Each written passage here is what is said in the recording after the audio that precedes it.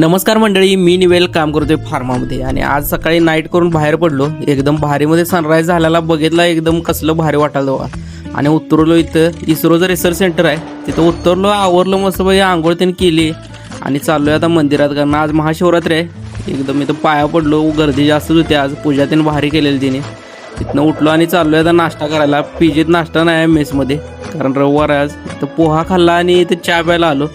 कडकमध्ये चहा घेतलाय, कसला भारी बघ. एकदम असं ऊन बिन पडलेलं. येऊन रूमवर जरा इकडे तिकडे टाइमपास केला, व्हिडिओ त्याने एडिट केलं, तेवढं जेवाय आलं. हे पुरी आणि भाजी केलेली तिने मस्त पैकी, पुरी बटाटे भाजी आणि ते काहीतरी हे स्वीट डिश होती ती खाल्ली आणि येऊन रूमवर झोपलो. कारण म्हणलं कंटाळ्याने आल्याला नाईट शिफ्ट केलेली, रात्रभर जरा झोप मिळाली नव्हती, म्हणलं झोपून टाकूया.